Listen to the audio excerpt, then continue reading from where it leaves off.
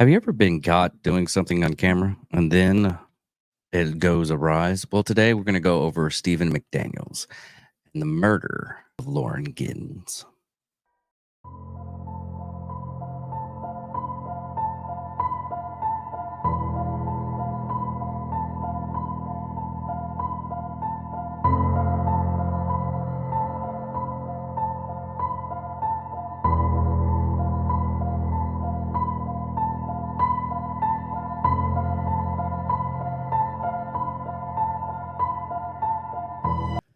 We here at Angry Me Production want to thank our sponsor, Mobile Notary Mindy. She's certified with the National Notary Association. She's also bonded and E&O insured. She offers a wide range of services including wills, powers of attorney, medical documents, healthcare proxies, living wills, certification of trust, assignment of personal property, HIPAA waivers, advanced healthcare directives, and 99 verification. You can find her on Facebook, TikTok, and Instagram at Mobile Notary Mindy. You can also visit her webpage at TexasMobileNotaryMindy.com. That's TX, MobileNotaryMindy.com. Thank you so much and enjoy the show. Ladies and gentlemen of all ages, boys and girls, thank you for tuning in to yet another episode of Angry Me Production. We appreciate you coming in and letting us be a part of your lives week in and week out. We hope to do our best to present you with something that your eardrums delight in. Whether you're looking at us on YouTube or Rumble, or listening to us on Spotify, Google, or Anchor, or any of the other podcast services that we are currently on or trying to get on, we thank you. And if you don't mind, at the end of every episode, stop by, leave us a comment, leave us a like. If it asks for 5 stars, we'll take 5 stars, even if you don't like us. 5 stars are what it's all about. With that being said, we hope you enjoy our attempt to make our advocation our vocation. Ladies and gentlemen, let the games begin. Welcome, Angry Faithful. That's right. We're going to go over Stephen McDaniels, and I got this through, just peering through the internet. I was trying to do something for this week, and I finally found a subject. But we're going to go over this case. This is kind of odd, and the guy looks freaking weird looking. Hold on, let me get a photo of him real quick. Let's see here. Yeah, there we go. No ads. Hold on. Let's get rid of that ad. Okay, there we go. Yeah, this is the guy right here. He looks weird. I mean, put in the comments how look he really is. He looks like a killer. Anyways, so yeah, we're gonna go over Stephen McDaniels now, and it all started in the early hours of June 26, 2011. Stephen McDaniels broke into the apartment of his neighbors and fellow Massachusetts United Law School graduate Lauren Giddens. Then he murdered her and dismembered her body. On June 29th, Giddens' families and friends reporting her missing. When local news media in Macon, Georgia, heard about her disappearance, they sent a camera crew to the apartment complex. There on June 30th, reporters from television WGXA conducted an interview with McDaniels. During the interview, McDaniels posed as a concerned neighbor. He described Giddens as a nice as can be and very personal. But shortly into the interview, McDaniels' behavior took a dramatic turn. After he learned from the reporter that a body had been found, his worries turned to utter panic. A body? He said, visibly angst. I think I need to sit down. Though some may initial thoughts that McDaniels' reaction was merely the shock of losing a friend. Police named him as the person of interest in the investigation just days later. And it was later revealed that McDaniels was indeed the one who had killed Giddens and butchered her. Given the nature of the crime and the brutality of it, and how little contact McDaniels had with Gillings prior to the murder. Many believed that he had been caught. Fresh everything. Given the nature of the crime and the brutality of it, and how little contact McDaniels was giving prior to the murder, many believed that he had not been caught. He would have gone on to killing even more women. Stephen McDaniels was born September 9th, 1985, and grew up near Atlanta, Georgia. His life earlier was unremarkable, but as a young man, he had academically inclined enough to graduate from Metzer's University Law School. His further victim, Lauren Giddings, was another graduate.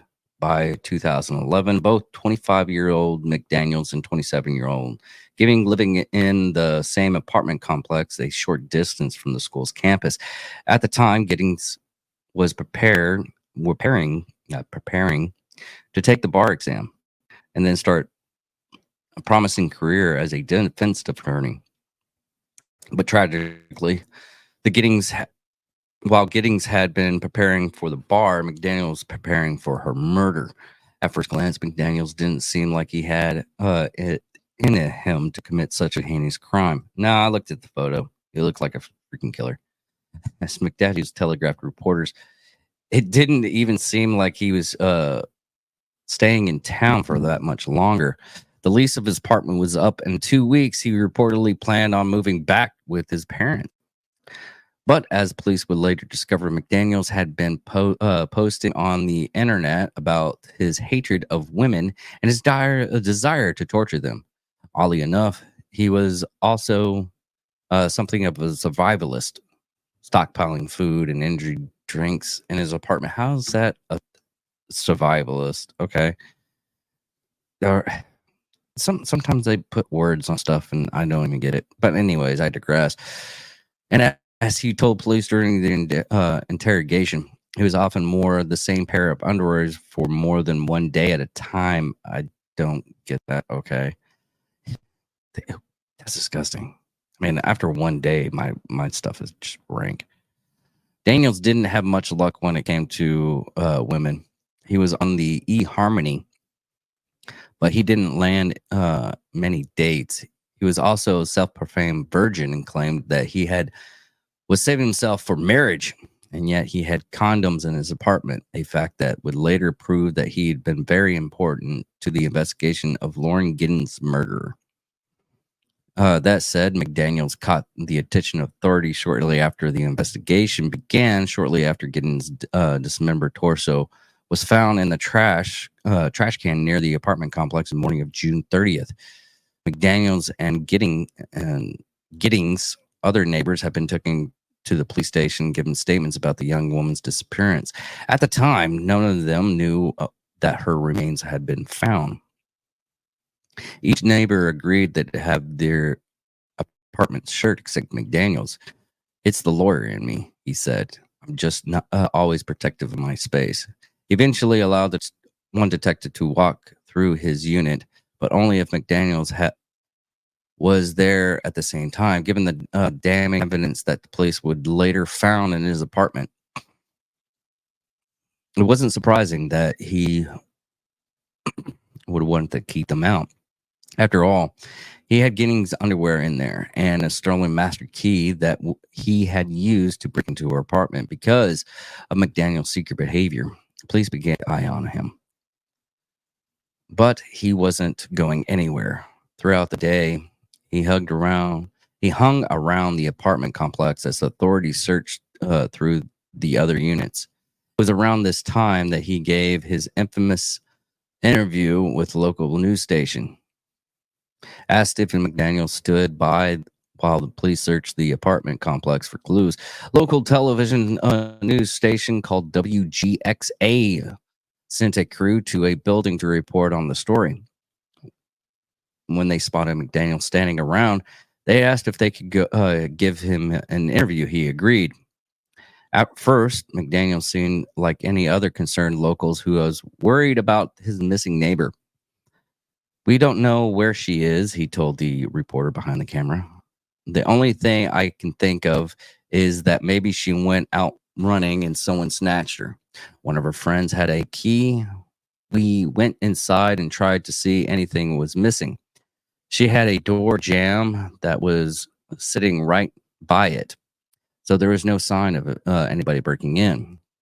But by the time McDaniels learned the reporters that there is a body had been discovered in the nearby trash can, his demeanor completely changed. Visibly panicked, he was silent for a moment before telling the reporter that he needed to sit down. It was later revealed that only Gideon's torso had been found, and the other parts of the body had been discarded elsewhere. As McDaniel failed to maintain his composure, the police learned about their person and interest and the disturbing details of his personal life. Authorities would eventually uncover evidence from McDaniel's laptop that shown that he'd been gathering information on Gideon's and whereabouts leading up to her death. There was also a series of videos that indicate he'd been stalking Gideon, looking into her apartment unit through a window. The case took a toll for the worse for McDaniels when the computer evidence started coming out, and it just kept coming. McDaniel's attorney, Frank Hugh, later explained to CBS News, they were counting to find more and more evidence related to onto his computer and a camera. The fact that McDaniels had posed as a number of internet posed on a number of internet blogs and forums about general hatred of women and desire to hurt them only straightened their case for his involvement of horrible murder. But even before the police had collected his information, they felt certain that they'd found the man that the initial conversation. They felt certain they'd found their man based on their initial conversation with him. So on the same day they discovered Gideon's body, they brought McDaniels into the police station for another round of questionings less than 12 hours later. When McDaniels was brought into the police station again on the night of June 30th, 2011, his demeanor was eerily still. He was also tight-lipped, only answering a few questions, most often response, I don't know. Even though when the detectives were out of the room, McDaniels sat perfectly still. The interview stretched on into the early hours of July 1st, and McDaniel still had nothing to say. Detectives David Patterson grilled McDaniels for hours, asking him about Lauren's location, asserting that he knew McDaniels knew what had happened, and he had acknowledged McDaniel's shift in demeanor from how willing he was willing to talk earlier that day on June 30th. Why are you shutting down? Patterson asked. I don't know, McDaniel said. Eventually, Detective David Patterson left the interrogation room, and Detective Scott Chapman entered. After another series of questions and no real answers, Chapman attempted to appeal to McDaniel's humanity. We want to give you the opportunity to tell it, he said, so you don't look like a monster at the end. I know you feel bad about it. Through the gravity of the situation was clearly weighing on McDaniels, he still refused to share any meaningful information with Chapman. It was only when Detective Carl Fletcher entered the room that McDaniel slipped up. McDaniel didn't admit to the murder of Gillings that night, but he did admit to an unrelated crime. At one point during the interrogation, Fletcher mentioned condoms that had been found in McDaniel's apartment since McDaniel supposedly was a virgin who was saving himself for marriage. Why did you have the condoms, and where did you get them? As McDaniels put it, he had previously entered a few of his classmates' apartments while they were out and took the condoms from them. And why would you steal condoms? You can get those fucking for free.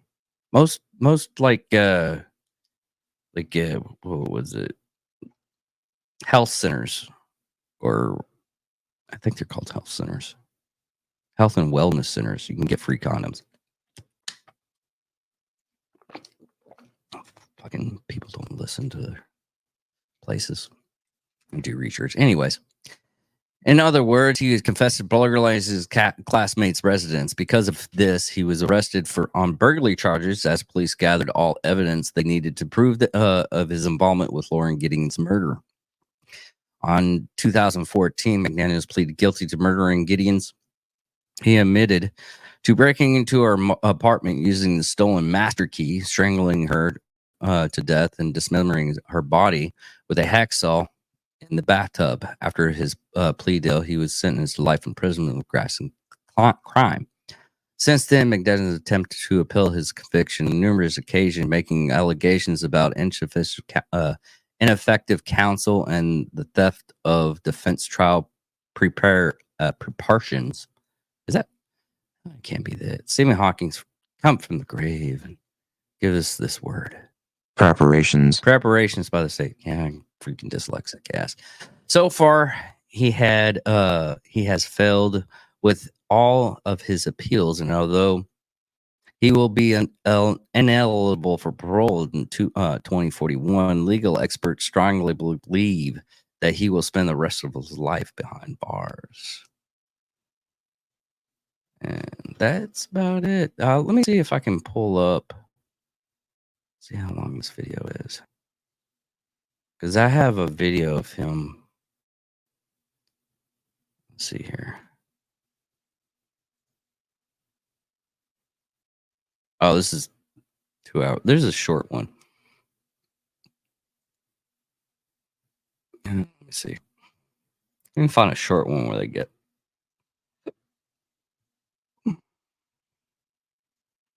Sorry about this, folks. I should have been a little bit prepared, but I wasn't. I thought I had everything in tow. But there's a 2-hour video of his interview. All you have to do is type in his name and it comes up. I just want to get a shorter one. See if I can find a shorter one for you guys.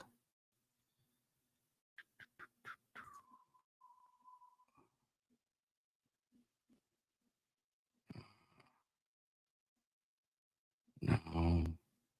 That was a 30-minute one. No, there's no shorter video. Oh, wait. We can get the... Hold on real quick. Let me get that up and going. Yeah, no.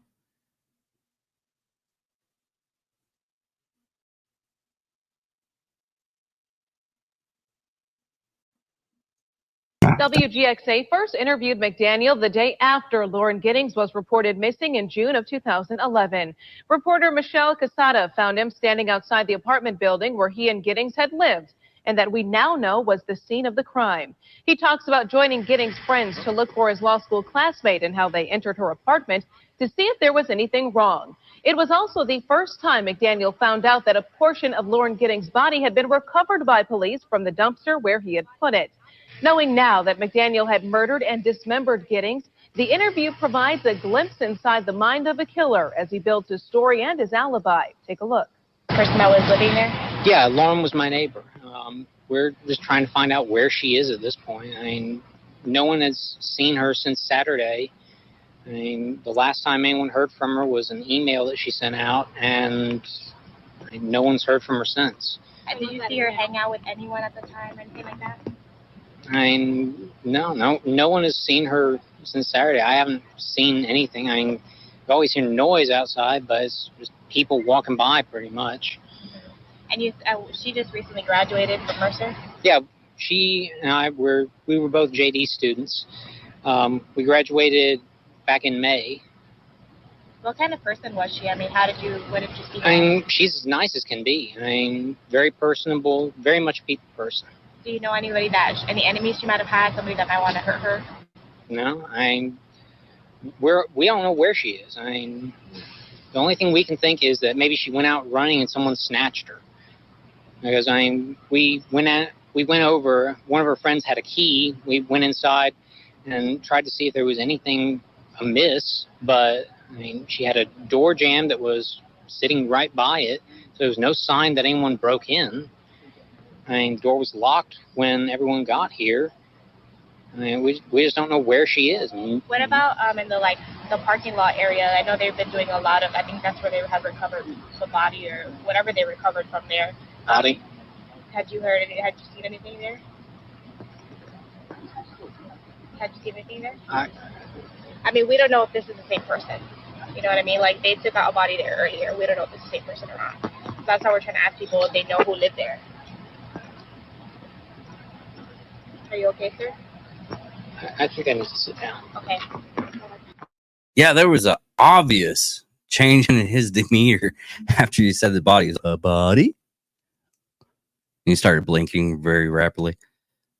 Well, anyways, thank you all for listening. Thank you all for watching. This is the end of this episode. Sorry if it's going to be that short. I'm still coming off of a very long trip we had this weekend, and I finally got to record this and do a little bit of research on it. And I knew it was going to be small, but I just wanted to throw that out there.